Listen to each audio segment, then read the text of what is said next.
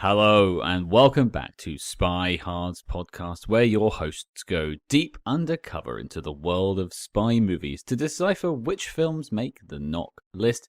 But remember, this information is strictly for your ears only. I'm Agent Scott. And I'm Cam the Provocateur. And Scott, who gets sick from eating cold soup?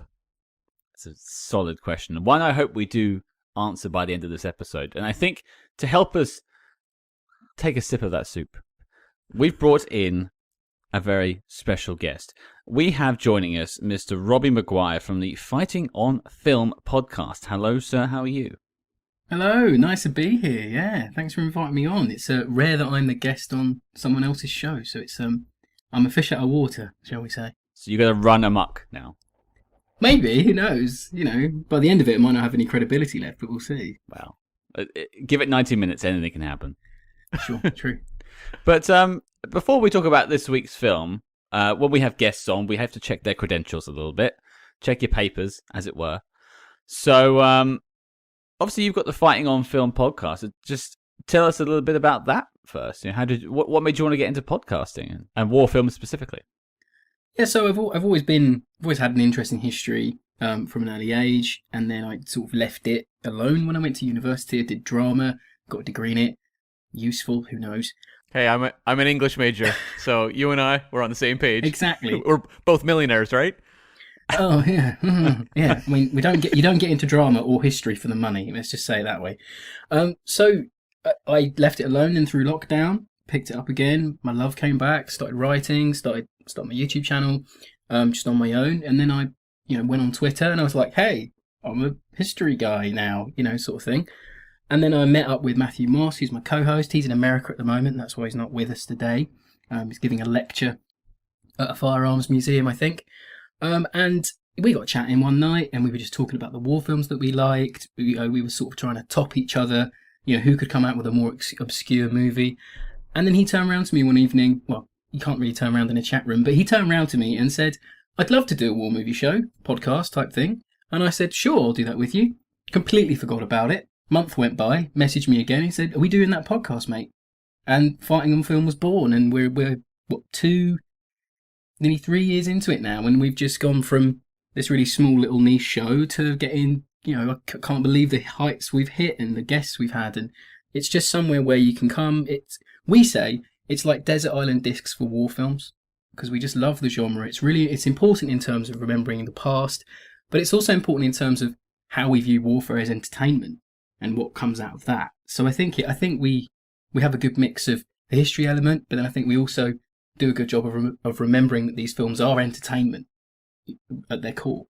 Well, I'm curious, when it comes to like war films, what do you regard as some of like your favorites? Do you find yourself drawn to a specific type of storytelling? I like the sort of classic 50s war movies, because especially the British ones. Like my favourite film I grew up watching, my dad is like the super fan of it, was 1953's The Kroll Sea, and that's about a Royal Navy merchant ship, and the Commander Ericsson, played by Jack Hawkins. And it's such a good film, because not only is it a good war movie, it's also a good character study of men in warfare and how they treat each other, how they grow bonds, how they have to make life or death decisions, on a dime. And it's just one of those great movies where it transcends its genre for me. It's a good war movie, but it's also a very good piece of cinema. And I think if you can hit that level, then you're doing a really good job making a war movie, because sometimes they're just B-movie trash and it's not worth talking about. But then again, sometimes you can pull great stuff out of it. But for me at the moment, it's Kroll Sea. But if you come to me like a few months ago, we covered a film called Nine Men, which is an Ealing Studio movie that was made in 1943. And that's probably one of the rare gem British movies from the Second World War period, because it's one of the few British combat films that just deals with infantry fighting a battle. There's nothing else to it. It's literally, I think it's like 70 minutes of action, and it's really interesting. And when it's made in a time where we've just had a desert victory in 1942. Things are changing in the war, and this movie's all about the resilience of infantry in battle. And that's a really great film too. But it varies, it depends what I'm researching, depends what mood I'm in. Yeah. It's interesting because that's one of the things that jumped out to me about your show, and I think I got chatting with you online originally because of this, is because much like ourselves, you kind of deep dive on the subject of war films, and you don't just do what I would call the highlights. Yeah, of course. We do the same thing. Yeah, well, we go back to the 1920s, 30s, 40s, and we get stick online for covering films that people don't know as much. But I think the idea is to talk about those lesser-known films and to put them back into the public eye. Yeah, that's the point of the show. Like when we started it, we said, look, we're going to hit the big ones, but if you did the big ones every month or every week, you'd be done in a year. You'd be stuck for content. But that's the great thing about the genre, as you say. You can go back to the early days of cinema, and there's war movies. You know, as long as there's been film to film it, people have been making films about conflict, it would seem. You can go back as far as like the Boer War era, then they're making little short films, silent movies about those battles in the early 1900s, late 1800s. And, you know, it's such a all-encompassing genre because I think nowadays it's more how we view combat, how we view history. I mean, certainly if you're a historian like me, you know, you're going to go off, you're going to read books, you're going to look at first-hand accounts, you can do all that thing. But people in the cinema, that might be the only chance they ever see, or only time in their life that they ever see that battle or that war represented. So you've got to do it right. You've got to pay heed. You've got to do your research, make sure it's right. But then also you've got to make it entertaining. Because if someone comes out and go, "Oh, that was rubbish," they might think that history's not important. So it's such a fine line. And then obviously getting to cover all these different war movies, you can sort of cover the spectrum. I'm sure as you do with your spy work, because I didn't even know there was a 50s version of Casino Royale till I listened to your episode on it. I was like, really? They tried to make that how many times? Yep. More than just the three that actually happened. There's several attempts to make Casino Royale. Okay. But the three that have made it are the ones that you know of. But I do have a pitch for a film for you, one that we've already covered. And I think given your co-host's expertise in firearms, I think it's actually quite... oh, yeah. And that is the 1950s spy film, Springfield Rifle. Ooh, okay. Okay. It's based around the American Civil War. Sure. So you've got your war aspect, and it's about Nice. a firearm changing the tide of the war. Yeah, Matt would love that. If he's not heard of it already, then I'm certain I'll take that to him afterwards. He's in America right now, so actually I probably might be able to go, look, get some footage of that rifle or something. Put the feelers out, because we did a deep dive on it, and it was a fascinating film to decode. I'll write that down. I thought you were going to pitch Operation Crossbow. That's where I thought you were going to go. That's another classic, isn't it? Yeah. Crossbow's great, but I feel like let's go for the really lesser known ones, like Springfield Rifle. That's it would be, on type for us, because we always say on the show, we have like this little in joke where we go, fighting on films, your favourite war films eventually. So it would be on brand. That's good. That's perfect. Stealing that, thank you. Well, okay, so we got an idea of how you've got towards this film, which we'll introduce in a second. But let's check your spy credentials just really quick. We haven't discussed this ahead of time, but, are you a fan of spy movies? Obviously, you listen to Casino Royale. I'm sure you've seen that film. What's your thoughts? So I've seen that one, the 06 one. I haven't seen the 50s one or the David Niven one, even though I do adore David Niven. For me, my entrance into spy movies didn't really occur massively. I was into 007 when I was younger, but I wasn't really a big fan. I just thought they were flashy action films. Didn't really think of them as spy films. And then when the Tinker Tailor Soldier Spy remake came out, I was absolutely cock a hoop because I absolutely adore Gary Oldman, and I was like, wow, it's his shot at an Oscar. So I went to the cinema the day it came out. I was the only person under the age of 40 in the cinema. I was looking around thinking, hang on, where's all the Gary Oldman fans who are under the age of 40? And I was mesmerised. I thought it was one of the best remakes probably that British cinema's done recently. Then I tried to watch the Alec Guinness series, and I was like, gosh, this is slow. I'm glad they cut this up into a movie because it's a little bit more palatable. And then from that, we watched the Harry Palmer films. I forget the name of the first one. Oh my god, Ipcrest File. Yeah, that's fantastic. I love those sort of Cold War era espionage films when it was actually a bit life or death. Rather than James Bond hopping into a gyrocopter and machine gunning everyone. It's always a little bit not hokey, but I'm just like, if I want an action film, I'll get an action film. But if I want a spy movie, I want my spies to be like life or death, gritty, tense, that sort of thing. It's really hard to argue that there's a better '60s spy film, really, than the Ipcris File. I think we can all agree on that. It's so good. Just both of you stop. Just stop. Oh no. 2 years this film has been haunting me, and it will continue to haunt me. I will never excise those demons. And you say you're not that big of a Bond fan, but you turned up to the recording wearing the Ursula Andress bikini from Dr. No. I don't know. Strange touch. God knows how it fit over me now. I'm carrying a bit of lockdown lumber, but you know, Lockdown lumber. I'm using that. it's hanging on in there. No, I'm in my, you know, I'm wearing my own podcast merch like an absolute shill. On brand. But yeah, so Love it. Yeah, you know, I loved those movies when I was little. I had the do you remember they did the? I can't remember what came with it. It was like a magazine, and then you got like a free gift with it. And it was like the 007 files or something, in like the early thousands. Yeah. Like, you like put stuff together and you made like a file of facts. That was it. Yeah, Yeah, I had all of those. I had like the Cars. I think I went to see Die Another Day the week it came out in London. That was quite a big birthday. I remember that. And then I watched it back a couple of years ago, and I was like, this film's nuts. It's like, what are they doing?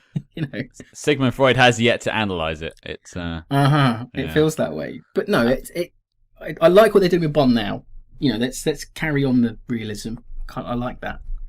I suppose the other question, just to check the credentials before we move on to the film itself, what is your favourite spy movie? So you're probably going to lament again, but it's Ipcris File. It's just great. You know, it's Kane doing a role that we're not really used to Kane doing these days. When we forget, what I was saying this the other night actually to my wife. We were watching a thing about film theory. And I had this epiphany. I was like, I don't like it when actors become caricatures of themselves, like Michael Caine, De Niro, Pacino. They've become caricatures, but we forget, for a 10-year, 15-year period, these guys were like the pinnacle of their craft. And for one of Caine's, like in that early 60s, mid-60s, he was just untouchable for the roles that you had. And I think Ipcris File is one of those movies you can just go back to. You think, however we remember Caine, with all the sort of Batman memes that came out around that time and all the, you know, don't blow the bloody doors off type thing. That film, he gives a fantastic performance, and no one's ever looked cooler holding a Sterling submachine gun. So there you have it. Well, thanks for joining us this week. Yeah, I'll see you next week, guys. See you later. Signing off again. Yeah. I mean, I know. I mean, the Ipcris File made the knock list. It's one of the best spy films ever made. I can acknowledge that fact. It's just not for me, which is, I think, is entirely fair. Entirely fair. Movies are subjective. That's the great thing about them. I would sooner watch Jaws 4 than watch the Ipcris File. I'm talking Michael Caine films. The film that Michael Caine famously said, I haven't seen the film, but I've seen the house it built. Absolutely. Although not his worst role that he hated. That was actually a Harry Palmer film, funnily enough. Oh, was it?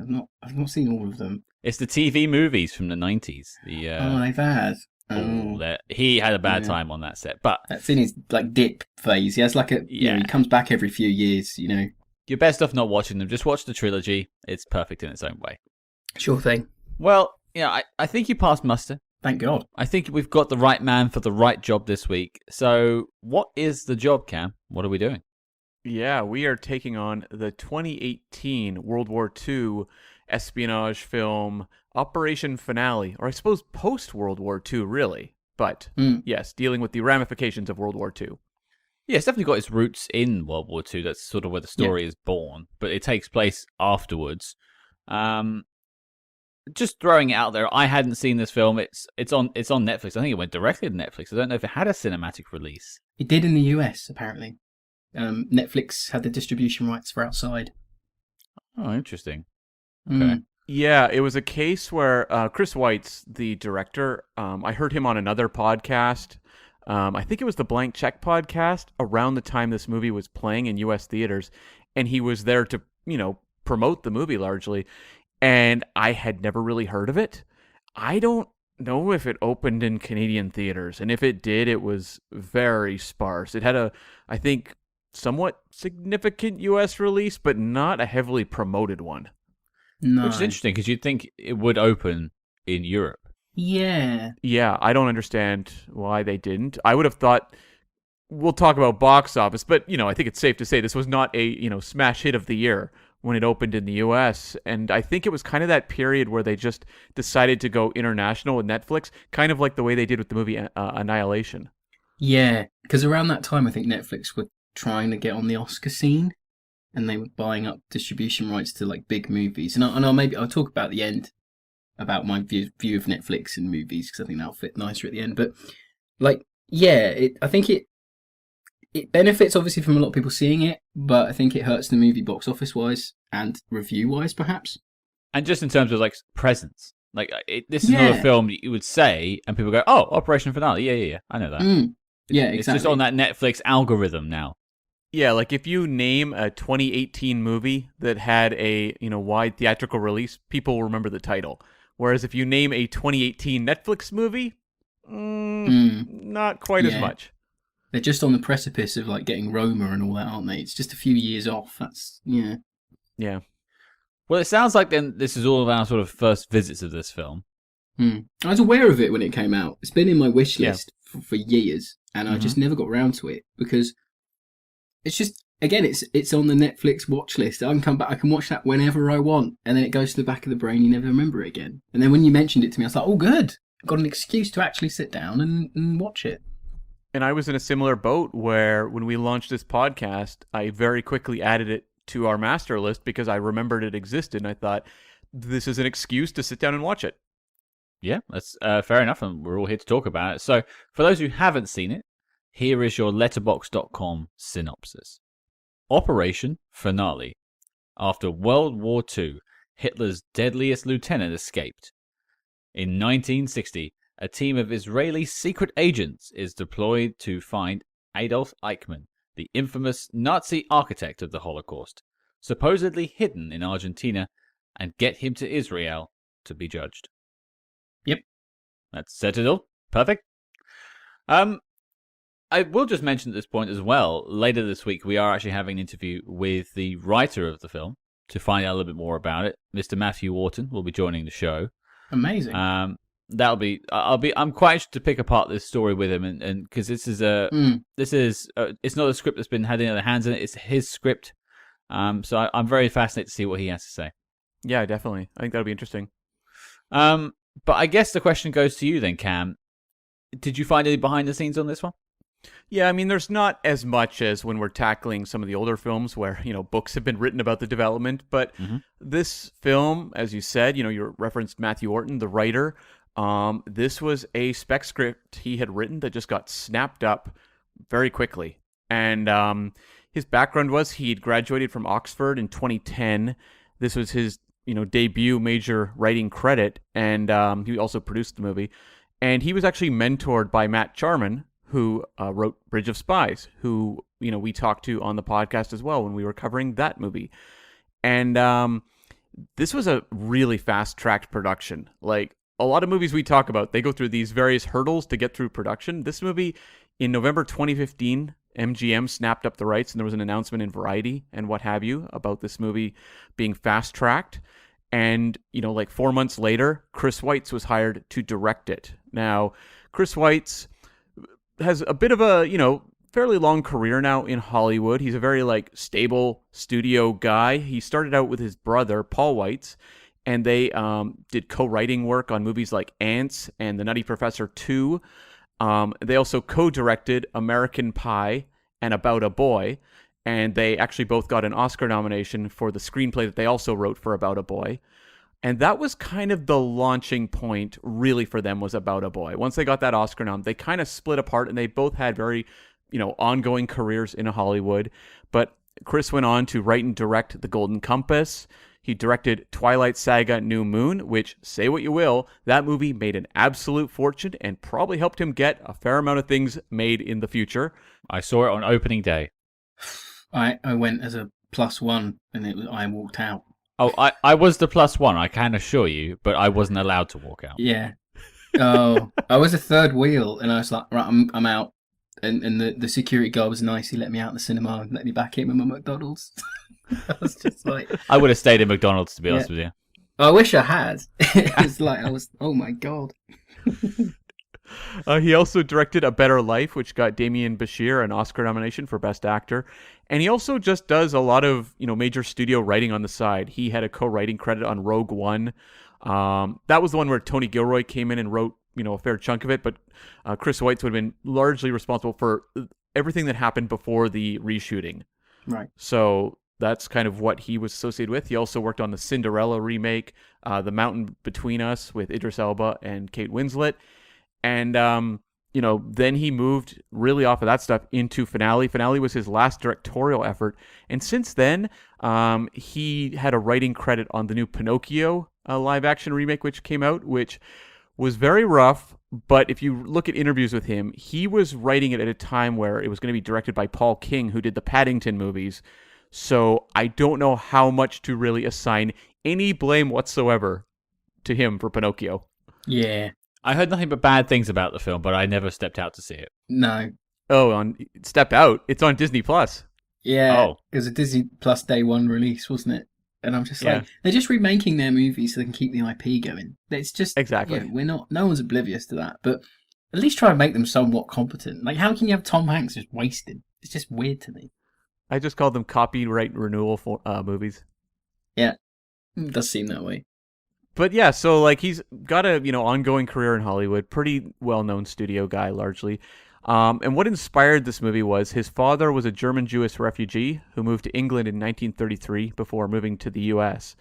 And his father had joined the army and worked for the OSS during World War II, and his specialty was counterintelligence. And after his career in the military, he became a novelist and historian and wrote biographies of many prominent Nazi figures. And Chris Weitz was his copy reader and grew up with sort of a connection to that part of history and saw this movie. His father passed away in 2003, but he saw this movie as sort of a reconnection for, his earlier life and his father. So this was a very personal project for him. And a few other notes. He hired Avner Avraham, who was a 30-year Mossad agent, and also the founder of the archives of the Israeli Intelligence Agency and Museum, to work as a technical consultant because they wanted a fair amount of accuracy. And this is another interesting kind of family reconnection moment. There's a part earlier in the movie where we see the Haley Lou Richardson character sitting in a theater, and she's watching a movie, and on the screen it's the Douglas Sirk movie, Imitation of Life, which is very, very good. I recommend it to anyone out there. But the actress on screen is Chris Weitz's mother. So there's a lot of family connections going on with this movie and the director. That shot, sorry to interrupt there, but he recreates that shot that you see of the woman being reflected in the mirror. And it's such a nice little nod to his mother's career and legacy. I absolutely loved it. The minute he did it, I was like Leonardo DiCaprio in Once More Time in Hollywood with the meme, pointing at the screen with my can of Miller Lite. I was like, oh my God, it's great. I love it when directors do that. Lovely little nods, and it just shows that, technically it just works really nice. I love it. It's great. Lovely little tidbit. I was really pleased when I saw that. I was like, yes, good cinematography. And for uninformed people like me who haven't seen any films ever, it doesn't play off as like this big moment that you don't understand. It's just a thing. It's just there. Right. But then it also works really well because the subject matters are almost the same, because obviously in the movie, in the Imitation of Life, the male character is absolutely shocked to learn that the lead has black heritage.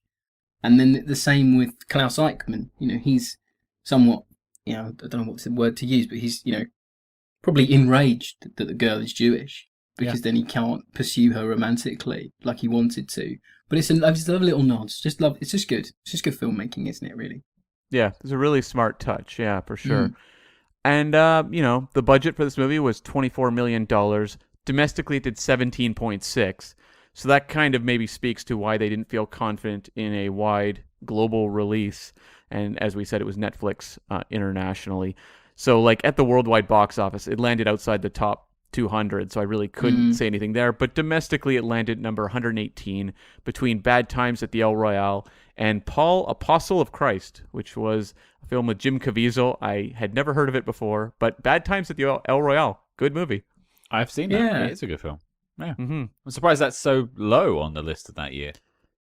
It was not treated well at the box office. Yeah. Say no more. Unfortunately. Yeah. And the top 3 for this year, number 1 was Avengers Infinity War, number 2 was Black Panther, and number 3, Jurassic World, Fallen Kingdom. Franchises. Yay, reboots and franchises. Yay. They're love not it. killing cinema at all. Yeah. Get in the theaters and watch them and eat your popcorn. I know. Yeah. Yeah.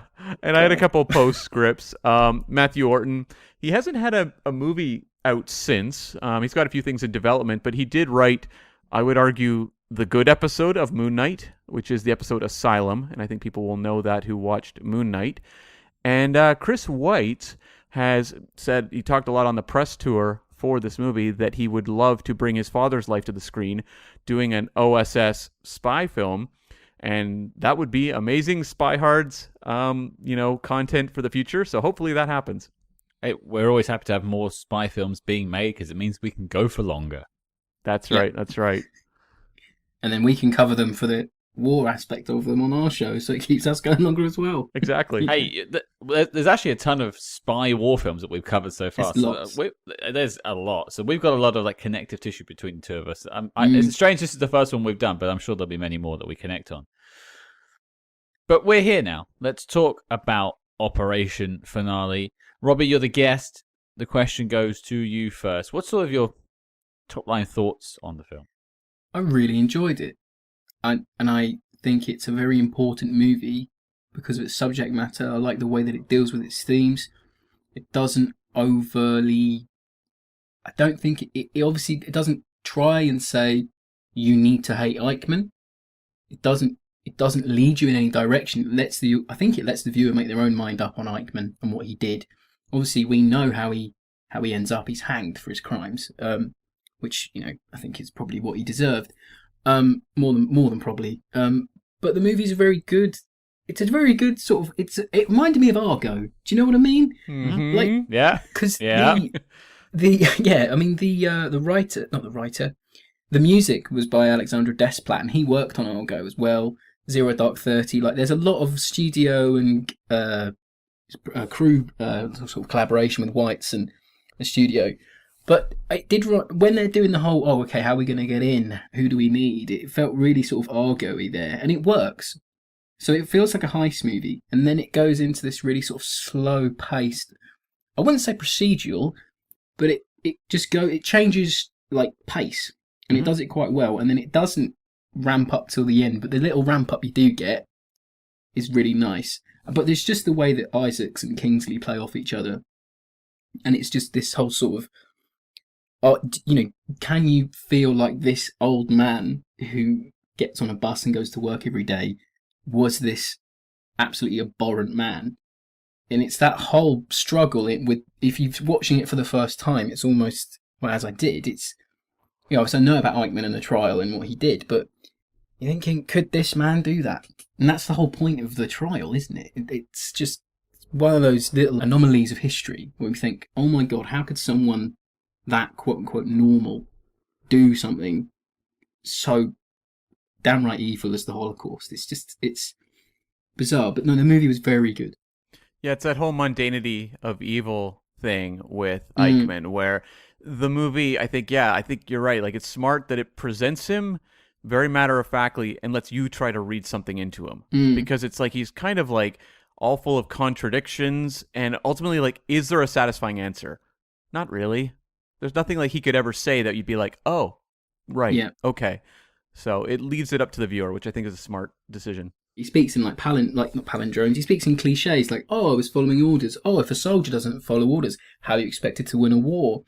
Things like that. And I'm like, yeah, but that doesn't absolve you of what you've done. It's the freedom of speech argument that we get in the culture now. It's you can say what the hell you like, but you're going to face consequences if you said something that people don't agree with. And this is the whole sort of thing that Eichmann kind of leans into. He's like, oh, well, I was just doing what I was told. It's but on one level, you just weren't, though. And he can never work that out. He told Life magazine in 1960, he said, to sum it all up, I must say that I regret nothing. Yeah. It's just, how can you start to believe your own lie, don't you? And it's just, I can't believe it. But you're right. Well, I was sort of bouncing off of the point you said. I might have a slightly different take on the Eichmann portrayal in this, which I'll get to in a bit. Sure.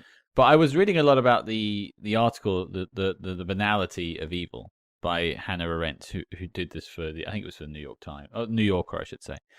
And like this, how this unassuming man who lives a normal life is capable of such atrocities.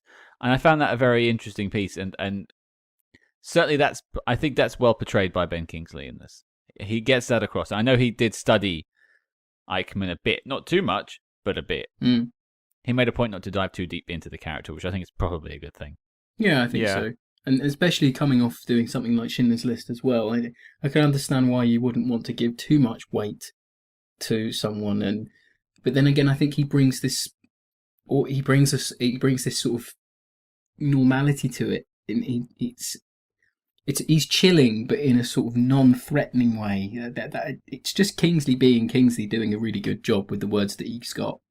I've never seen anything with him in that I've ever hated. I thought he was actually quite good in that Iron Man 3 cameo that he had. Sure. Playing a completely different type of character, but it's just like he's just great, isn't he? And he goes good chemistry with Isaacs, and he has good chemistry with the rest of the cast when they need him to.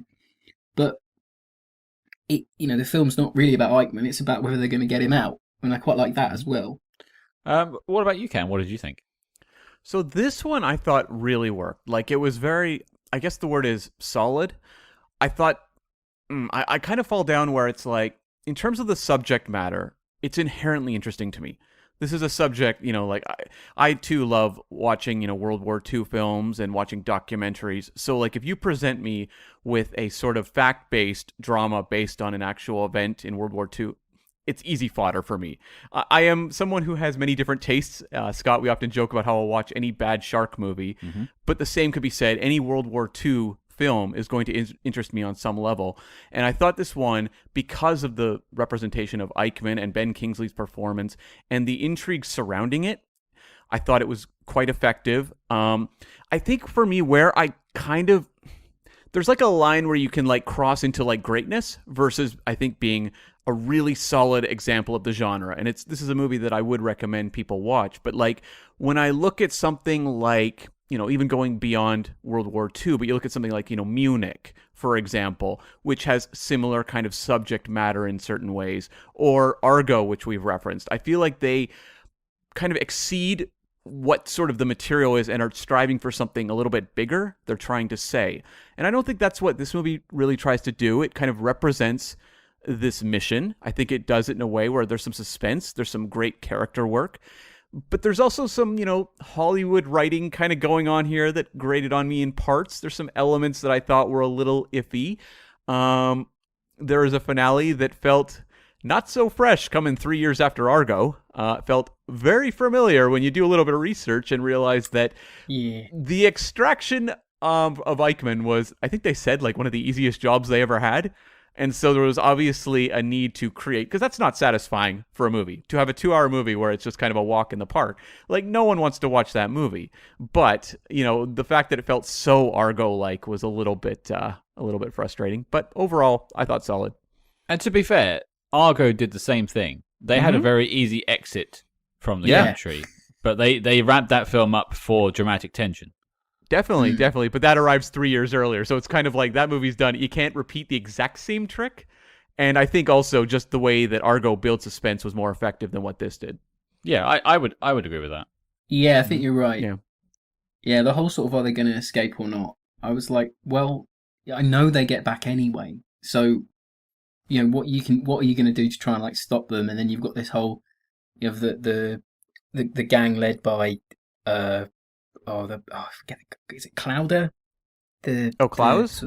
Klaus. It's Eichmann's son and the Argentinian guy, the lead, the Sieg Heil man, who very fervent Nazi in the movie. I'm like, but I know that they didn't do that. I would have much rather the film lent into how the world dealt with them, the Israeli Mossad agents doing what they did. Because there was outrage in the UN, there were a lot of countries that derided them initially. They were worried that it would make it easier for extraditions from any country to anyone. It would make that sort of easy and commonplace. So I would like if they lent into that a little bit more, because there's a lot more you can do there with the sort of, well, look, we're getting him out, but no one wants us to do it. There's an interesting story there they don't tell, but they would just make this cat and mouse, are they going to get out or not? I just think there's interesting ways you can tackle it. And it's a tough balancing act because I think as a delivery system, it's a movie they're hoping to open in theaters and have a general audience show up and be kind of brought into a historical account. You make it a little too dry, you lose a lot of the audience. So I understand why they felt the necessity to do it. It's just I feel like I've seen those elements done a little bit better. But I also understand the instincts from the point of view of wanting to make a movie for a mass audience and mass appeal. Yeah, 100%. I don't think I was as hot on it as either of you were, to be fair. I think for me, it does everything right in a sense. It's trying to build tension. It has interesting character moments. It questions what we know about the character of Eichmann. It's forcing its viewer to sort of question what they know. And even throughout the film, it even doesn't exactly confirm he's Eichmann for a good amount of time. It makes you question whether he is Eichmann. I like all these things. But I don't think at any point I was ever really drawn into it, apart from one sort of section of the film, which is the sort of character study moments between Oscar Isaacs and Ben Kingsley, where they're playing off of each other. I think that part is dynamite. It almost feels like a play. It's very staged. It feels like you could be watching that on a stage. But the stuff, the bookends either side, there's the romance, that feels very Hollywood. The extraction at the end doesn't really work. I wrote down the ending is not sticking, it's landing, to use a plain pun. Right. And either side just didn't really work for me too much. And so I was like, okay. At the end, I was like, oh, well, that was 2 hours. But I don't think at any point it ever really got past being an okay film. It didn't hurt me. It wasn't a bad movie. No. But it was just it was 3 scoops of vanilla. Okay. Right. And I think for me, I was a little bit concerned because it felt to me a little bit slack off the get-go. I felt like where it found its place was that there was some genuine suspense and tension for me built up in the first half. I thought the actual abduction of Eichmann was staged really well with the second bus. Yeah. It's the sort of sequences we've seen in things like Munich, but I thought this one was handled well. And there was just the tension of how they would pull that off. So there was bits like that throughout, and even what the Haley Lou Richardson's character is up to when she's going to Eichmann's house and meeting him. There was enough scenes that popped for me that it was working. Because I've seen examples far inferior to this one where there's just nothing. It's there's no tension. It's kind of one of those history comes alive docudramas that doesn't even really have that much to offer. Whereas I felt like this one, the filmmaking was at least good enough that it would pull me in at key moments. I think that's fair. Yeah. Yeah, I think you're right. Yeah. The film for me certainly picks up after they know they've found Eichmann. Because obviously then you've got the whole planning of the operation, picking the people, how they're getting in, and then obviously snatching him. I really like those parts. Everything after that is really good for me. And I agree with you. The ending could have just been dealt with a little bit more differently. It's this whole are they going to get away or not? We know they do. I've said it earlier, but yeah, I the scenes with as again I agree with Scott. The scenes with the Isaacs and Kingsley in the same room together. It could have been a 2-person, 2-act play, on the stage of him trying to understand the man who killed his family members and 6 million Jews. It's that works really well, and that there is the Oscar. That's the Oscar bait, isn't it? Right there. That's best supporting actor, best actor. Hello, Oscars. We did this movie. Can you please nominate us, please? Because this is really good filmmaking. And then the Oscars are like, oh, you're on Netflix. We don't want to know. Yeah, I could imagine a different version of this that was something like, say, Frost Nixon, where it's the two of them seated across from each other for 2 hours, and it's how this kind of psychological one-upmanship and competition between the two, kind of a chess match that would pay off in a way. And you know what? I'd be down to watch that movie, but I can also understand commercially why if you go to a MGM, for example, and are like, here's this movie, they're like, we're not giving you any money. Well, it's interesting because you mentioned the Hollywoodization of some of the moments in the film, much like what Argo did. To be fair, I think Argo does a better job of building tension throughout, but that's by the by. The bits that rub me the wrong way are the Hollywoodization moments, the airplane struggle, the romance, blah blah blah. Like, I mean, Robbie mentioned it earlier. The question of jurisdiction at the end. That the Israelis have basically extracted someone from a country unilaterally without any permission at all. Yeah. And in reality, that offended a lot of people, and a lot of people thought he should have been put to trial in Germany, Nuremberg, and done given that same sort of procedure. And that is an interesting part of this story that I would like to have seen. But I can see the cogs turning in all of the executives saying, "Hey, but where's the big chase finale with Oscar Isaacs running and getting sweaty because we've got a movie star and he has to look like a movie star." Yeah, there's some big, Hollywood executive going like, "But Argo had a, all balls to the wall ending. You got to get that in there." It's like that whole sort of thing. That's chain my smoking producer voice. cigars. Yeah, exactly. Yeah, I want a copy Argo. I won lots of Oscars. Is this exec from the 1920s? Yeah, that's exactly it. We do it on the show. Like if we have a headcanon, someone's going, Get me my contract players. I gotta have Oscar Isaacs. Oscar Isaacs gotta run down that runway as fast as he can. It's like you could just see it. You can see it. That's the whole problem with that ending. And when he runs though, it looks like he's running into a green screen. It looks a bit weird. The focus on it is a little bit odd. There's a few green screen issues with this film if you look at it. Like it didn't look great. There's a moment of like I wrote a glamour shot of Oscar Isaacs where he's like drinking an espresso on a rooftop, and it's like a sunset in the background. It's clearly a green screen. Going off piece there, but that leans into my whole thing of that they are trying to make Oscar Isaacs modern day Harrison Ford. Yeah. If you see it, he's not quite action star, but he's suave, sophisticated. He sort of plays the Han Solo type role in the new Star Wars sequels, and I'm like, they're trying to do that in this movie. It's almost like the George Clooney shots. The chiseled jawline and the cool cut clothes. It's a little bit like that. They do present this guy. The Peter Malkin character, they present him as a very sort of cool and suave man. He might have been in real life. I don't know enough about Malkin himself, but it's interesting in the representation. I take Oscar Isaacs over Shia LaBeouf. Oh yeah, without doubt. Yeah, sure. No, and even Nick Kroll in this. I hate Nick Kroll's comedy. It's not for me. Didn't like Big Mouth. I hated The League. I had a friend at uni who absolutely loved it and played it on repeat, and I was like, oh my god, please no. But in this, he's great as Raffi, who actually led the operation in 1960.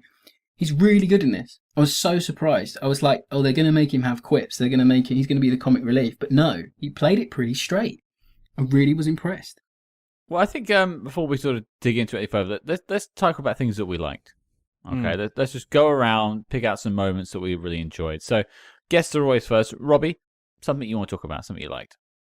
I liked the use of flashbacks and how little they were used in terms of Eichmann's character, because the movie could have easily started with Eichmann going through his daily routine in the SS, of carrying out these executions, writing down orders, things like that. It could have shown you things that he did, but you get this nice little flashback of him rubbing ink off his shirt. You don't know that's Eichmann at the start. You think it's the Mossad agents writing out fake documents or something. That's how it's presented. But then you slowly, as Isaac's chatting to Kingsley as Eichmann, you finally get the reveal of this extended little flashback sequence where Eichmann goes and views an execution. And when it's finally played off, it comes together really nicely, and you think, oh, okay, this is what this guy was responsible for. He's not this doddering old man who somehow found his way to Argentina in the late 40s. He actually is this SS, leader who is perpetrating all these crimes. And Kingsley just plays it off. Eichmann just plays it off as if it was another day in the office. And that finally is the penny dropping for the audience who might have had thoughts in their head like, oh, how can this old man possibly do that? That's finally the moment when you get it. And they don't overdo it. They don't lean into, it doesn't become like, and I'm not saying any Holocaust movies do this, because the Holocaust, in my opinion, on film has been represented quite well I never feel like they're overdoing it. But they're not leaning into the torture elements too much. They're not leaning into the blood and the gore too much where it becomes disrespectful. It's given a really good level of, respectability to the people who are the victims. And it's not played off for anything other than to show you what this guy did. And I think it's a really good use of flashbacks. And also, I mean, it's not gratuitous about its use of Holocaust. That's the word I was looking for. Yeah, recreations. Because ultimately, Eichmann wasn't really there. The way that they unravel these flashbacks to tell the whole story is kind of what inspired, the machinery he created. But this was not a guy who was visiting camps, so his memories would be tied to maybe this specific event. So it makes sense to showcase that moment and then just kind of have that stand as the representation until we get really to the end where they're showing actual footage at his trial. Yeah. So I think that was a smart call. Also, it's just interesting how they contrast that with Oscar Isaac's characters. Also, how his flashbacks also are kind of shown in pieces of his sister that ultimately come together towards the end as well and have a payoff. So I think it's a really smart device that is not heavy-handed because we've all seen movies where like the flashbacks are super, super on the nose. I thought these two, the way they were employed in the technique of sort of building a flashback together, didn't feel like they were overly cumbersome, but were really effective when you got to the end of the movie. Yeah, they're gratuitous. It's not gratuitous. That's the right word. Well, I like that it's only giving you a certain amount of information at a time. And so you don't jump to conclusions yourself. And that's one of the things, it's not my like I'm going to pick out, but I like the fact that I didn't necessarily know it was him for a while. Like, they could have had the wrong man for a good time. Because I know you want to bring up the prosthetics later on, Robbie, and we'll get back to that. But like it's only a small thing, though. Oh, that's fine. We'll get back to it. But like, it was interesting they made him look slightly different because you could see how they might be mistaken. Yeah, sure. Yeah, there is. And obviously you get the whole thing where in the real operation, they were going to go after Joseph Mengele, and then they get the whole thing of they kidnap the blind guy under the pretense that he's Mengele. Of course he's not. The real operation, they wanted to go after Mengele, but they thought actually no, because we're already going to get a lot of heat off nabbing Eichmann. But no, you are right. I do like that whole thing of King. You think, is this Kingsley? Is this Eichmann? Is this going to be Eichmann? And then you get the whole thing of he grabs Klaus against the wall. Yeah. You don't have to call me father. And get, okay. And it sort of unravels a little bit here and there. It's good. Yeah, absolutely. I mean, as for likes I wanted to bring up, I already spoke about the dynamic between Isaacs and Kingsley. Maybe we can go back into that later. But the thing I wanted to highlight, and it's not something that often works for me, but it did work in this film, and that is sort of the nuts and bolts of the spy work. Cam likes to refer to it as the shoe leather. Okay. You see them practicing their plan before they implement it. You think of a Mission Impossible film, and Ethan Hunt just turns up with the gadgets and does it. There's no practice run. There's no O group meeting, is there? There's no what we're doing. No, there's no briefing section. Whereas they're actually practicing the stuff. They're gathering equipment, gathering intel, putting it together, casing him out, and then implementing their plan. And I quite enjoy seeing that done. And even just as a springing off point from that, I mean, we've been going for 2 years now, and I think this is one of our first times where we've covered a spy agency that isn't what I would say a Western spy agency. So it's interesting to see Mossad in use, and that is the main player in the film as well. Yeah, it is. Yeah, I think we've had movies where Mossad featured into it, but never as the central figures of the movie. Yeah, it's usually the SIS or it's CIA or something like that. Yeah. Yeah. As for me, something that I really liked, I mentioned up front just the tension of the abduction, but what I liked, because, Scott, as you said, 2 years we've watched a lot of spy movies and a lot that take very different tacks. And I liked how this movie showed us something we haven't really seen, which is this is all about an abduction, of a Nazi criminal, and they get him. And then they just have to sit with him for an extended period of time. And a lot of spy movies keep trying to, create new complications, new things they have to deal with. And here it's more like, yes, they need to get his signature, but it's they also just need to kill a lot of time until the plane that they're going to get out of there. And it didn't create false circumstances of, quick, we need to move him around the house. We need to hide him, before someone walks into the house. It didn't create those kind of false crises. It was more about this psychological back and forth of trying to get the signature and just trying to, probably for all the people there, get hard proof that this was the guy, like that they feel like they've got the guy. Everyone involved in this mission has their own personal stakes in the matter, and so everyone's kind of looking for some sort of catharsis or relief or something to kind of explain their own pain. And it's more about this kind of bubbling cauldron of just these characters stuck with this guy, someone who is just the worst human being ever, and they're stuck with him for 10 days, having to try to basically, sit there and feed him, take him to the bathroom, and I'm sure just, torture for all of them to have to do these things because they all want to kill him. And so it's kind of like the simmering tension for me came from that. How they would, I think all of them like the quick exit for this guy, and they can't.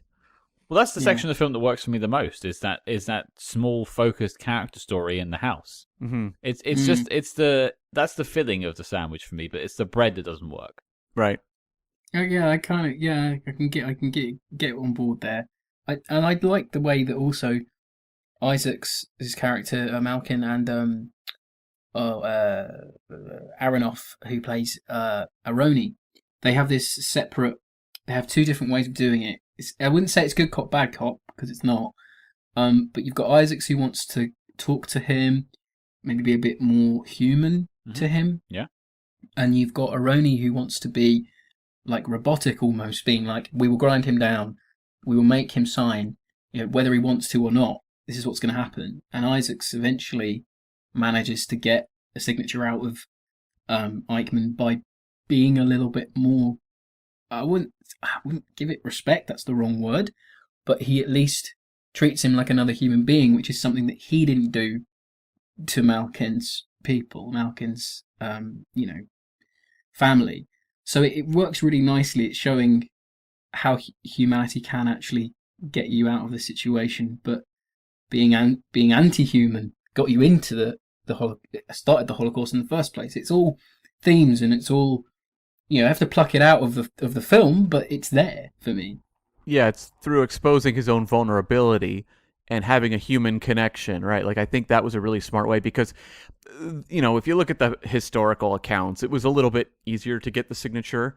But I think the movie's smart to kind of ground it, at least within, they're building tension through character development and what they're ultimately trying to say with the movie. So I think that's a smart way to change it and make it effective. Yeah, I agree. I think before we move on to dislikes, I just want to touch on Kingsley's performance. Yeah. I've got some questions about the portrayal of Eichmann, which I think I'm going to bring up in my dislikes, but I think Kingsley effortlessly is terrifying. Yeah. There's moments where he switches it on and you're looking into dead eyes. Yeah. And that's pretty chilling. He does a good job with that, I would say. I think he does. And it's this whole, as we said at the start, can this man have done these things? And then there are moments towards the end where you can tell Kingsley's trying to get a rise out of Isaacs to maybe let Isaacs kill him, so he doesn't have to face trial, and sort of get away with it again. And it's just Kingsley giving his angry acting, and you just think, yeah, okay, you've got it now. You know what this guy's done, and this guy probably knew what he did, and probably did revel in it because he felt like it was nothing to him anyway.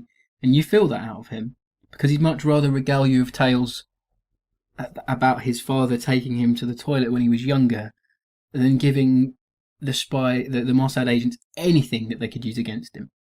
And I think that's what's more shocking in the portrayal for me. I'm just like, you see him in the trial and he's just sitting there. I mean, the actual footage of the trial, you see Eichmann sitting there, his hand on his cheek, just doesn't care what these people are saying.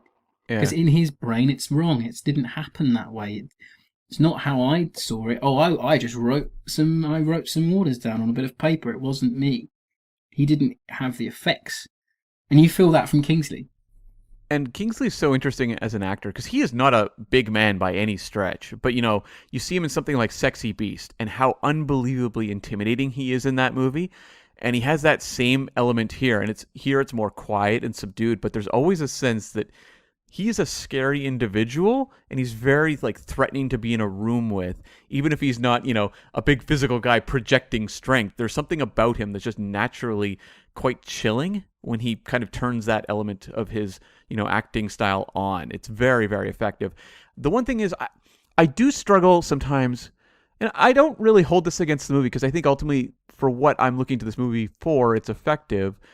But I always struggle with when you have a movie like this and the performance of Eichmann, to me, Scott, we'll get to your dislikes and maybe you have some more issues with it, but like the performance to me is so fantastic and really does just like rise above all the scenes.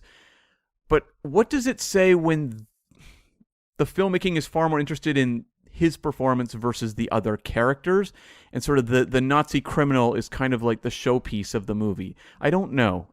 It's complicated and probably comes down to each individual viewer.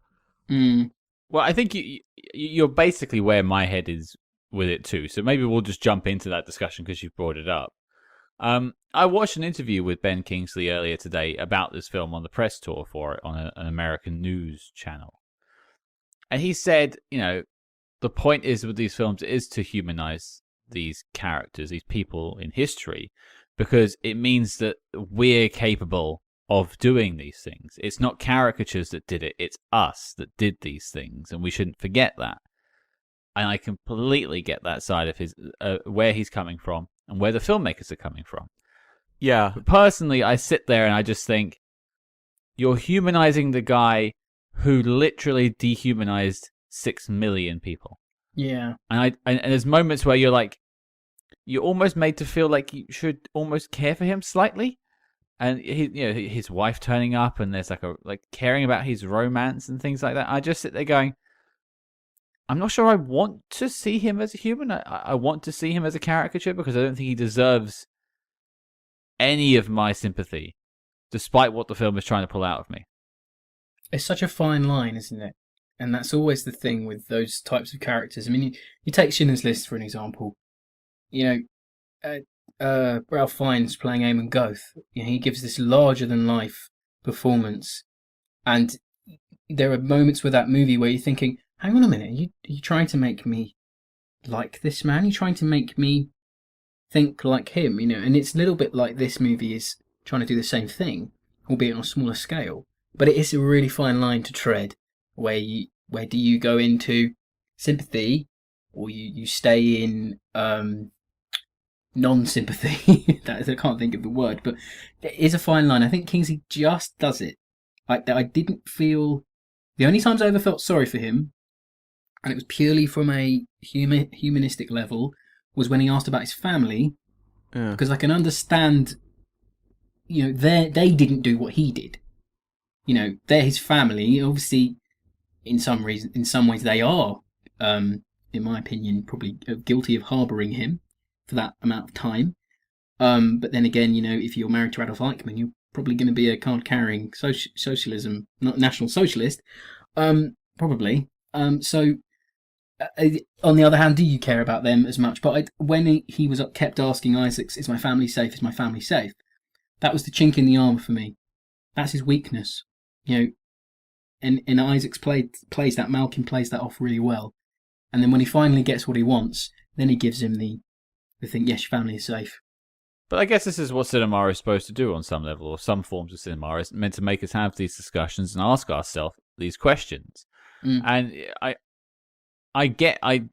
from listening to that interview with Ben Kingsley, I totally get what they were going for. I'm just not sure maybe I was ready to have that chat with myself about it, and I maybe just wanted him to remain this illusion almost.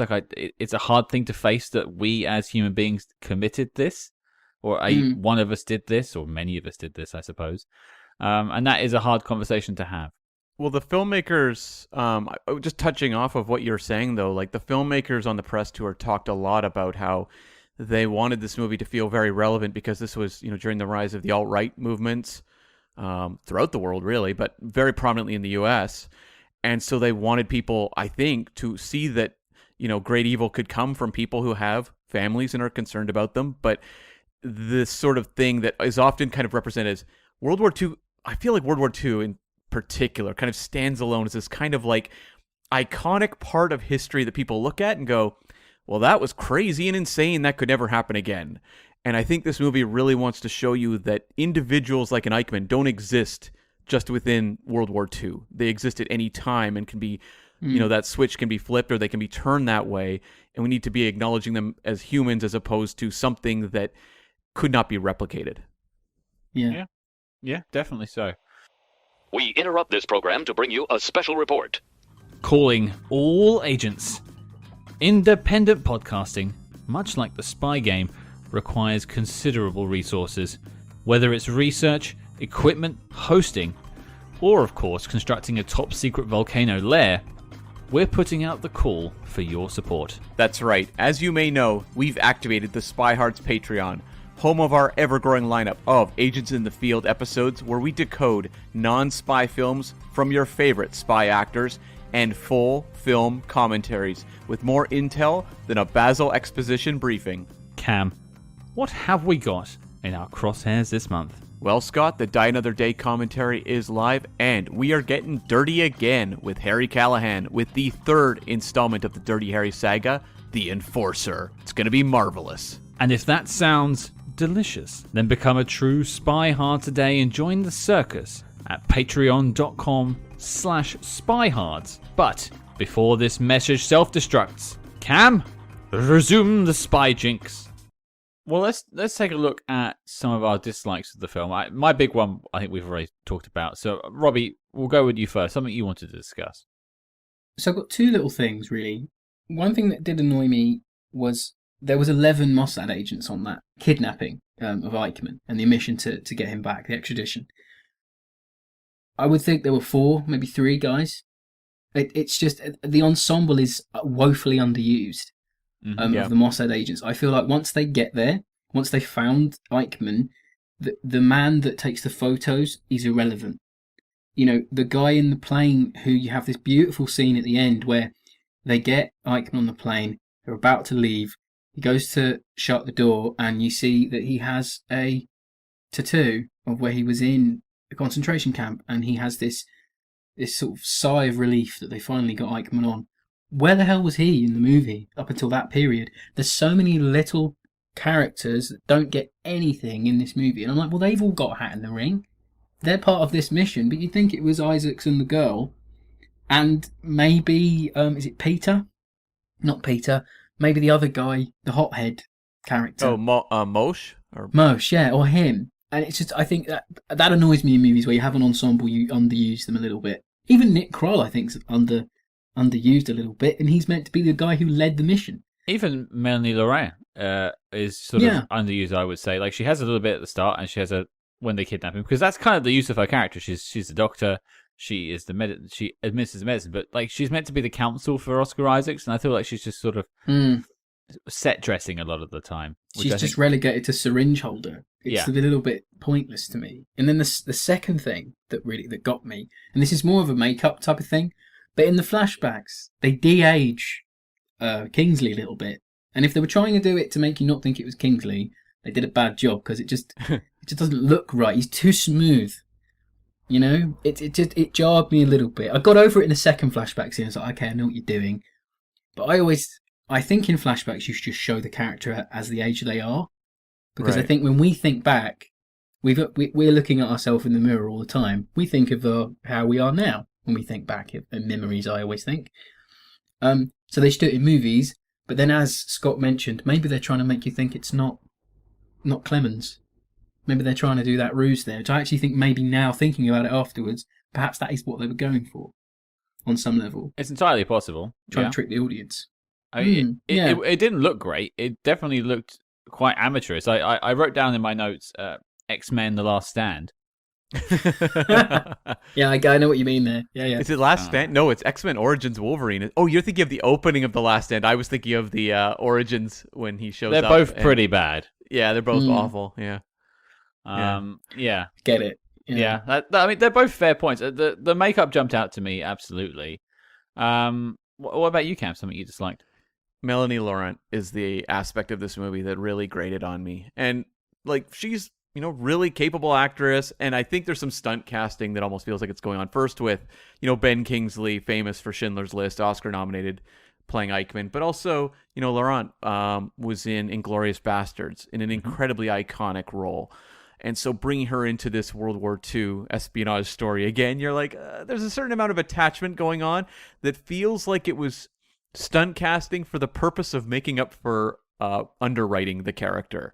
because, yeah, I mean, the doctor in the real mission was male, so they are introducing her as this sort of romantic interest, I guess, for Oscar Isaac, and it feels like they want to develop this concept of someone who, wants to have a family and feels like he can't because of the missions he's been on and his lifestyle, and so that opens up this dialogue with Eichmann about the importance of family, and it's like the Mélanie Laurent character is mostly there just to kind of spur those elements with the character, but like this is not a particularly well-written role for, an actress to have in a movie like this. And, we've covered a lot of movies, especially period pieces where you have underwritten female roles. Mm-hmm. Sometimes you get some good ones, like Where Eagles Dare, for example. I thought like the Haley Lou Richardson stuff was really strong out of the gate, and then that character just kind of leaves. There's not so much the movie has really to do with her at a certain point, but like, more exploration there might have been interesting. It just felt like with those types of characters, the movie didn't have time. But as Robbie said, like the supporting cast in general, it kind of cut bait on at a certain point, and I guess they're just falling victim to the same thing. Yeah, it feels that way, doesn't it? And then I thought the villains were a little bit caricaturish, a little bit weak.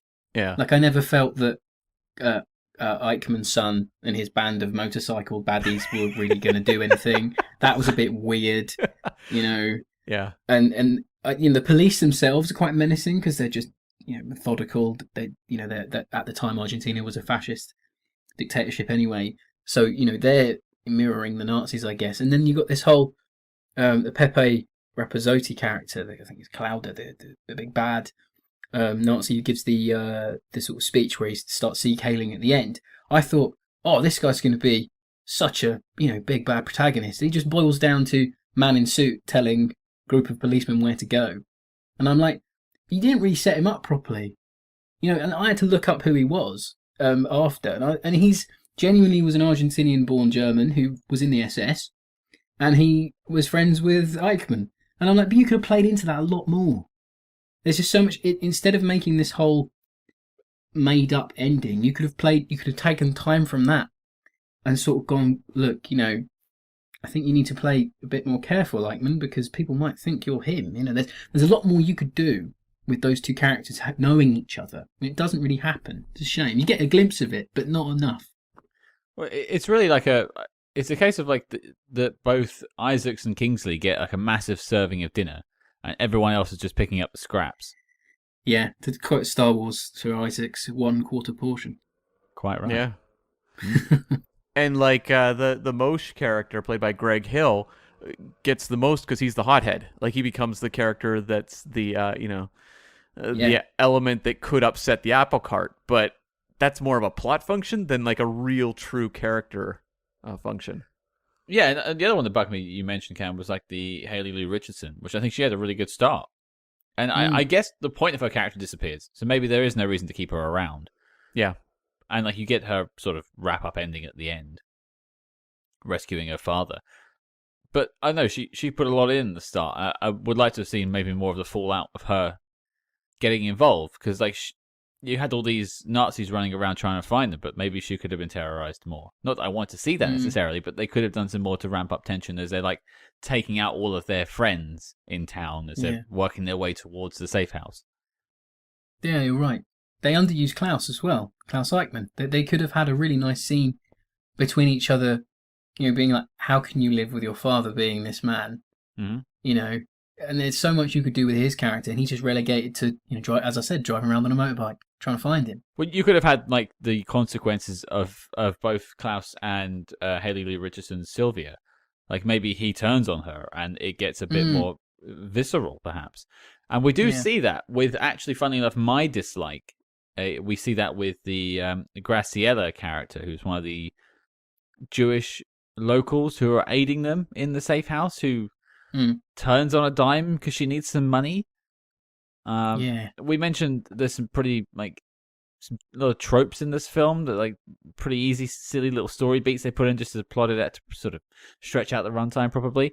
And her inclusion, I just felt like I knew she was going to flip instantly when she asked about the money. And it was just a matter of time until she did something. And then the minute she saw the dollars, she was like, "Ooh." Yeah, you knew it was coming. Just predictable, really. And I found that to be irritating. And then obviously she gets quite a harrowing final scene. Yeah. Which maybe it was to get to that. Maybe it was to give you those villains a moment of like, oh, they are out for blood. But you could have had them taking out one of the Mossad agents instead, and not had her character completely, and then it would have added more stakes because they've taken out an agent.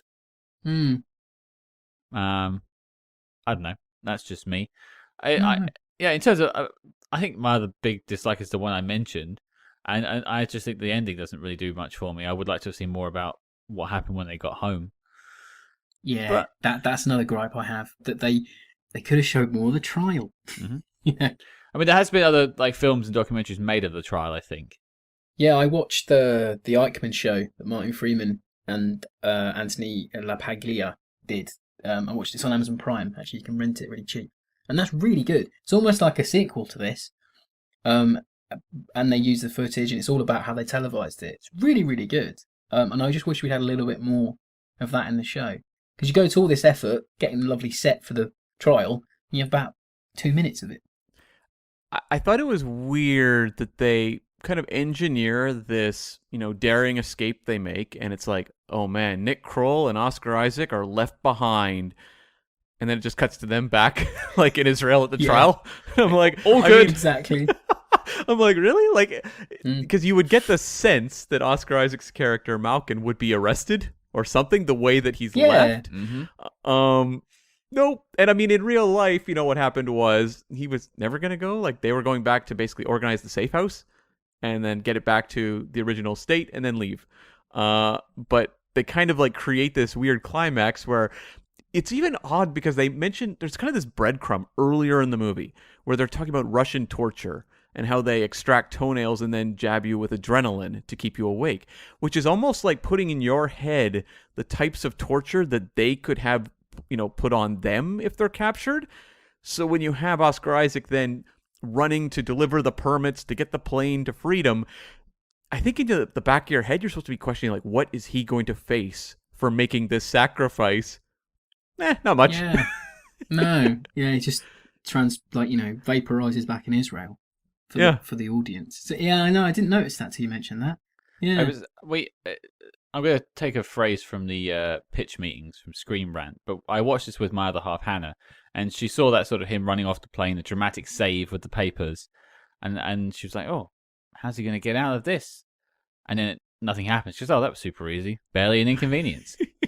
It's true. It really is true. They needed to get him back to Israel. I get it, but either don't set that stake up or have it pay off with one of those lesser known characters that you could just say died. Because if there was only a few people there, really, you could kill, or you make a new character that didn't exist, and then you can kill them off. I don't know. Or just at least have him like slipping out the back somewhere into the, to freedom or something like that. Yeah, he could just just get in a car and ask someone to please drive, please go. He could have just done something like that, or hail a taxi or something. It's just, oh gosh. And then another thing quickly is I did feel at the start, not in the middle, and then a tiny bit at the end with Kroll and Isaacs, there are a few too many quips for me. Yeah. In the writing at the start, there's a few, I can't remember them exactly, but I do remember thinking, yeah, okay, I know you wrote American Pie, I know you can do quips, you don't have to, this is a film about a serious subject, let's not have too many. And then luckily they didn't, but I was like, I know it's the age of Avengers and people talking quips, they don't talk in actual words anymore, but can we stick to it a little bit? And thank God they did, because I was getting a little bit sick of it. I often wonder if there's like just this absolute terror when it comes to these historical kind of recreation dramas of this just absolute terror from studios of this is going to be dry, this is going to bore the audience, and it's like they inject these little quips. There was even kind of an odd one where it's like a training thing, and Oscar Isaac says like, "You're waving at my crotch in a weird way." Like it's kind of like this weird quippy line, and there's nothing else like it in the rest of the movie. But it almost feels like this, like we need to kind of keep the audience engaged and entertained because we don't want to bore them with kind of like dry exposition. Yeah. No, you're right. And even the bit where Kingsley's in the bathroom, and I'm like, you're trying to show what these guys had to do to endure the time with him, but that story in a way played a little bit for smiles, tiny bit. Right. It just leaned into it a little bit, and I was like, "Please come back," and it did. But I was just like, let's not start to make jokes about, criminals against humanity. Let's not do that. Well, I think that's where my problem. That's my dislike is these sorts of things. Like him on the toilet and it was played for like yucks. There was one aspect of that I actually liked, though, was he like cracked a joke about like the perfect German, and the Mosh character like laughed and then immediately left the room. And I liked that because he'd connected kind of in a small way on this human joking moment and had immediate revulsion. So I thought like if the movie was more interested in developing like what that character was emotionally going through, that would be a really, really interesting moment. Yeah, completely agree. Well, I think before we look at the knock list, just going to throw out to any final thoughts. I actually don't have anything left, I believe. Robbie, do you have anything for us? Other than, I think that the Netflix release of this really hurt it. I do think there was maybe some awards to be had at some level. Because I think the sound design's nice. I think the production values are really good. I just think the score's lovely. Yeah, it's a really nice score. And I just feel that we're getting into it more now, but at the time it was quite a novelty for Netflix to buy up a mainstream movie and stick it on their network still. That was still quite new. But I think as we go along, all these movies that are about 20, 30 million, mid-tier budget movies, we call them mid-tier on the FOF podcast. I think it hurts them because if they put it in cinema, this would have made a profit, no doubt.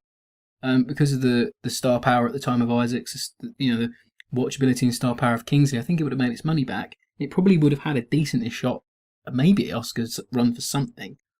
And I just think it hurts it. But that's more my view of movies in how they are being consumed and how they're being watched now. But I just think it's a shame. It's a real reverse situation with Operation Mincemeat, which came out more recently, where it played in theaters, for you guys, and over here that was straight to streaming. There was, no theatrical whatsoever. It did okay over here too, I think. It did okay. It did good. I think it did okay in the sort of money. I don't think it did okay in the critics. No, I wasn't the hugest fan, I have to say. No, I had Matt live messaging me when he was watching it, and he was not happy. To say the least. I mean, I hadn't read the source material, but not my favourite World War II film. Cam, any final notes? Just a couple small things. There was the shot of Eichmann watching birds in the sky. I thought that was like a really cool shot. Like it maybe drew a little bit of attention to itself, but I thought it was very like memorable, and it'll probably stick with me. And then just kind of like a silly one. There's a part where they're doing like a workout and basically doing, like squats in the room, Eichmann with Oscar Isaacs. Mm-hmm. And I suddenly had flashbacks to Roger Moore's Live and Let Die diaries, where he talks about getting up every day and doing his knees bend workout. Now, Scott, is that a knees bend workout? I mean, I worked in the fitness industry for a very long time.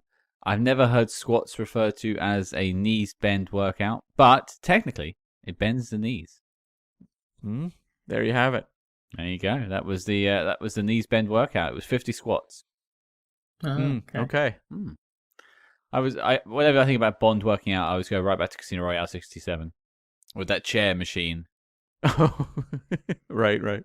Yeah, weird connection. Yeah, the only thing I wanted to mention in like my sort of final notes is I was looking on IMDb, and this was in Watch Mojo's top 10 failed Oscar bait movies of 2018. Well, that is another question I had, because this movie, I think in U.S. theaters they put it out in like September or something like that, and the fact that it was fast tracked, the fact that they had the sort of historical drama with like what could conceivably be a big Oscar performance from Ben Kingsley, I almost wonder if they realized this wasn't going to be an Oscar movie, which is why they put it out in September versus more like a November, December. And that kind of explains how it wound up theatrically and then streaming. Like they just realized it wasn't going to be an Oscar movie. Cam, it is an Oscar movie. Oh, well, that's good, Scott. Just got that. Very good. Yeah, not the Oscar they wanted. No, probably not. They got an Isaac. They wanted an Academy Award. Yeah, Yes. they had to pay for this one. Very true. Very true. No, I think you're right. It Yeah. makes sense. It makes sense to me. I hear about these sort of failed Oscar bait films from year to year, but I don't think I could tell them apart from Oscar winning films half the time. To be fair, I don't know what tips it over. No, I often feel like is it studios putting that out there to be like, this movie should have got an Oscar, so everyone goes, oh, it's meant to get an Oscar, but it's good. Perhaps maybe that's just a marketing thing. I don't know.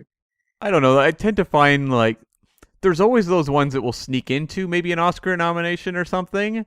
A extremely loud and incredibly close, or The Reader or something like that, where you're like, this is pretty vanilla, middle of the road stuff. But I tend to find the movies that typically do really well do stand out from movies like the more middle brow stuff. Yeah, I think this one could or couldn't have. I think it's hard to say, but I know that the Academy does like movies that are based on real events, and they absolutely adore movies that are based on the film industry as well. There's one coming out. Is it called? Oh, it's got what's his face in it? Brad Pitt coming out, and it's about the Hollywood in the 20s. That's got Oscar written all over it. Oh, Babylon. Yeah. Babylon. Yeah, I saw that, and I was like, how many Oscars do they want for this? Yeah, anyway. But I look at a movie like Zero Dark 30, which is kind of doing something kind of like this in a way that I find much more compelling, artistically ambitious. That movie is like total Academy darling at the time, but I look at what that movie's doing versus, say, what this is doing, and it's night and day. Yeah, I'm looking forward to talking about Oscars. I'm looking forward to seeing how Netflix's remake of All Quiet on the Western Front is coming out at the end of this month. I'm dying for that, yeah. Because that's got Oscars on it. I know it's going to be Germany's entry into the foreign film Oscar, but I just think, I saw the trailer and it's got Oscar written all over it. I've heard some early reviews. They say yes, it might do very well, but I'm not saying anymore because I would get in trouble. But it's meant to be really great, and I hope it gets good reviews. And I love the original. I saw it on the big screen a handful of years ago, and just phenomenal. Like Lewis Milestone, we just did Pork Chop Hill a couple of weeks ago, and it's just one of the great war movie makers. It's just the way you do it, and Milestone's just one of the really good ones. Yeah. Well, I think we've reached a point in the episode now where we have to tackle the big question, the question that we look at every week, the mission statement of this show, creating the list of the best spy movies of all time. Guests always go first. Robbie, you're up. Yes or no? Operation Finale. Is it making the knock list? I want to say yes, but as a caveat. There's a caveat to it. So I agree this movie should be on the list because it's a very good movie. But I don't necessarily think it should be on the list because of its spy movie element. But it should be on the movie because it tackles with a subject matter as important as the Holocaust and bringing the men who perpetrated it to justice. So I think it's not a piece of it's not entertaining, but it's a piece of entertainment that you can watch and get an understanding of how these things happened, how they occurred, how the men were brought to justice. And there's really good spy elements in it too, but I just think we need to remember that at its core, this movie really is a Holocaust movie. It's not really a spy movie, although it's a hybrid, but I think it's got a lot more themes in there. They're a lot more deep than might be obvious from the trailer, shall we say? A surface level. Yeah. But yes. Okay. Yeah, to say. Sure. Okay, well, that's one yes, so definitely ought to play for. Cam, what about you? I fall more into the not quite kind of category where, like, it is tough because, like, I would like representation for something as serious as the Holocaust on the knock list, and we may have other things. Nothing is popping to the top of my mind. But for me, like, just the filmmaking just doesn't live up to, I think, what I hope to see on a knock list movie. Zero Dark 30, for example, did make the knock list, which to me, just in terms of what it's offering, kind of spy cinema, stands out as so much more impressive to me. And this is one that, as I said out the top, like, I would recommend people who are, into, World War II espionage films or just World War II kind of docudramas, check this one out. I think it's really, engaging and interesting, but I just don't think it kind of clears that bar for me to give it the, the pass for the knock list. Okay. yes and a no. So my vote counts, which is rare in a three-way sort of battle for the knock list. It's nice to have a swing vote here. I'm going to... I mean, it's probably telegraphed because I was probably the least hot on the film of the three of us. Yeah, there's not a lot of tension going on, Scott. Much like the end of this film. Oh. I was just looking at the knock list while you both were talking, and we haven't once mentioned, but there is another sort of Holocaust film that has already made the knock list.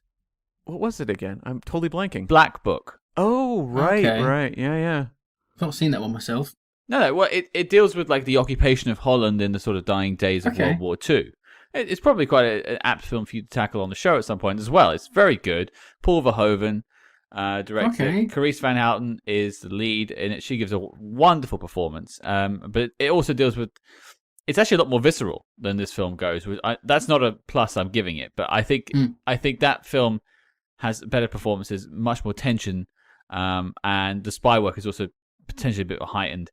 For me, in terms of Operation Finale, I agree with what you both said. I think there's great elements to it, and I think if you're a fan of World War II docudramas, or you're a fan of sort of looking at history through sort of a cinematic lens, maybe this is a good one to check out. If you love Oscar Isaacs and Ben Kingsley, great performances from both of them. But is this on the list of the best spy movies of all time? It's a no from me. But it's not one of those ones I'm going to say, like, this is a horrible film, don't watch it. I think this is an interesting film to grow from, to learn things from, and also an interesting film to discuss. I've had a great time talking about it with the both of you. But yeah, I wouldn't put this up there with Bridge of Spies, Goldfinger, Day of the Jackal.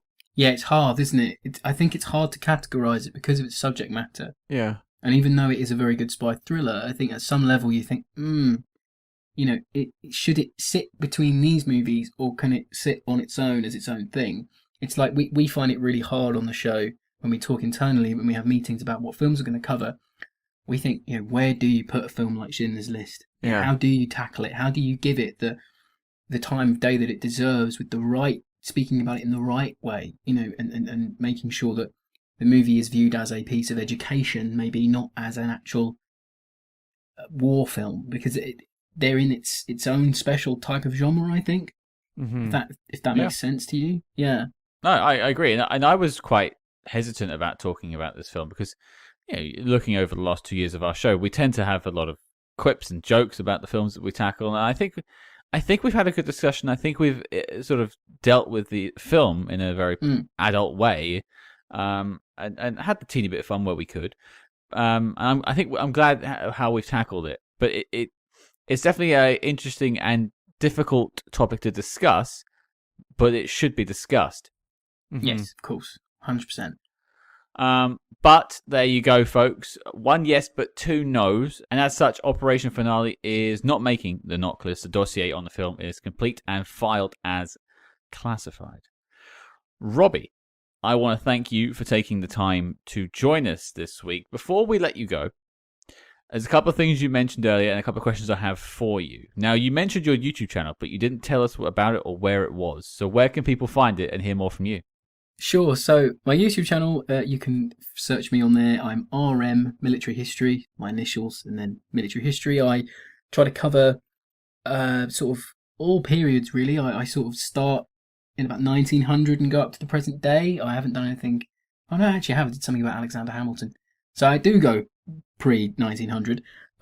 But my most recent video was a video about a Cold War British Army exercise called Exercise Brave Defender, where it was a test of how they would defend the United Kingdom if there was a Soviet invasion in the 80s. So that's my most latest one. And yeah, I've done interviews with historians like Peter Caddick Adams on there, Paul Woodidge of World War II TV. I've also had interviews with Falklands veterans for the 40th anniversary. So I like to think there's something for everyone there. And even if you don't like history, I mean, give it a go, because there's always something you can get from it, even if you're not interested, I always think. Absolutely. But yeah, that's my channel. Well, we'll put a link to that. And please subscribe. That's implied. That's implied. We'll put a link to that in the show notes below, so you can click on that straight away and head on over. And in terms of fighting on film, one question I try to ask whenever we have a guest who's a podcaster on is, what's a good episode for our listeners to move on over and check out for the first time? Have you got any sort of spy war films that you've tackled so far? Spy war films. No, we haven't yet. I don't think we've tackled any of them that you've done.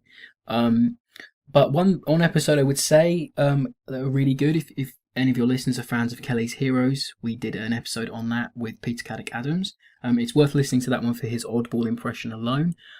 We did a interview with Jim Dowdle, a legendary stuntman who's worked on Saving Private Ryan. He's worked on Fury. He worked on Enemy at the Gates. That's a really good episode if you love your stunts and you want to learn how they work. And then a personal favourite of mine is a film that we covered called Theirs is the Glory, and it's our very first episode we ever did. So it's a little bit rough around the edges. It was before we found our current structure, but I absolutely adore that movie. It's about the parachute regiment in Arnhem in 1944, and it's one of the rare war films where the cast is made up of the men who fought the battle the year before. And it's a really, really interesting and really important war movie. So, yeah, and you can find us all of the back catalogue on the show on fightingonfilm.com. Well, there you go. And we'll have links again to that in the show notes below. And I mean, I wouldn't recommend people go back and listen to our first few episodes. They're pretty rough too. Yeah, it's the getting the edit right, isn't it? It's like a crash course. Yeah. I mean, Cam has been doing podcasts for many, many, many years. I was just a complete newbie at that point, so I'm sure I was like quivering and shaking the whole way through. I'm sure you can probably tell. But Robbie, I want to thank you for taking the time to come and talk to us about the film. I urge everyone to go check out the shows, check the links below. But yeah, thank you very much. It's my pleasure. Well, there you go. That was our chat on Operation Finale. Cam, the question goes to you, sir. What are we tackling next week? Well, Scott, we like to mix it up, and this may be the biggest whiplash we've ever had in the history of the podcast, because we're going from Operation Finale to 1976's The Pink Panther Strikes Again. Right. Okay. Yes, that's definitely a whiplash. Yes, we like to tackle often franchises on the show, but this is a case where we're going to tackle an entry in a franchise that introduced spy elements, because the Pink Panthers typically were like heist movies, and this one, I believe the fourth one in the series, kind of goes full spy, so that'll be interesting to look at. Okay, and of course, later this week we have our chat with the writer of Operation Finale, Matthew Wharton, and in a rare occurrence, we're actually recording the review first and the interview afterwards, so there'll be some points that we've raised in this discussion that we'll be taking to Matthew as well, and getting his take on it all. So definitely check that out on the Friday this week, and then your mission, should you choose to accept it, is to join us next week for the Pink Panther Strikes Again. I'm sure your neck will hurt from the whiplash, of course. And if you liked what you heard on the show, please consider leaving us a 5-star review wherever you get your podcasts. And make sure you tell your friends, because we like to be the worst spies in the universe, because everyone needs to know our name. And speaking of knowing our name, don't forget to follow us discreetly on social media at SpyHards. That's SpyHards on Facebook, Twitter, and Instagram. But until next week, listeners, remember, history only remembers the tall. What about Napoleon? Who?